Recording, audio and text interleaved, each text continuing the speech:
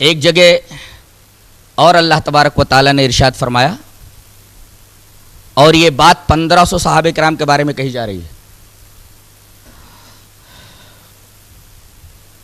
سورہ فتح کی آیت ہے، لقد رضی اللہ عن المؤمنین اذ یبایعونک تحت الشجرۃ فعلم ما فی قلوبہم فجعل من دون ذلک فتحا قریبا۔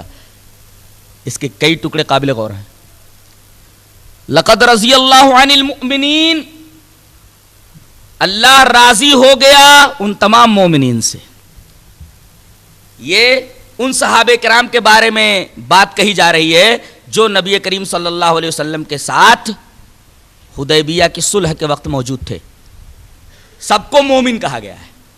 پہلی چیز اذ یبایعونک تحت الشجرہ، یہ آپ کے ہاتھ پر بیعت کر رہے تھے درخت کے نیچے، سبوں نے آپ کے ہاتھ پر بیعت کی ہے۔ تیسری چیز جو اس پوری آیت کی جان ہے اور صحابہ کرام کی فضیلت اور عظمت پر دلیل ہے، فعلم ما فی قلوبہم، اللہ نے جان لیا کہ ان کے دلوں میں کیا ہے۔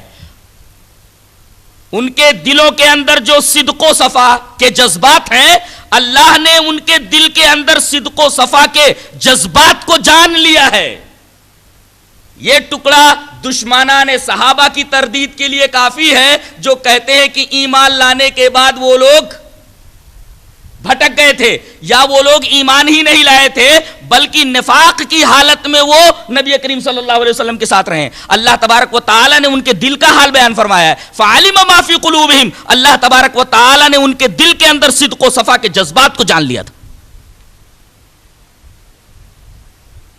کہ انہوں نے سچے دل سے اللہ اور اس کے رسول کے راستے کو قبول کیا ہے۔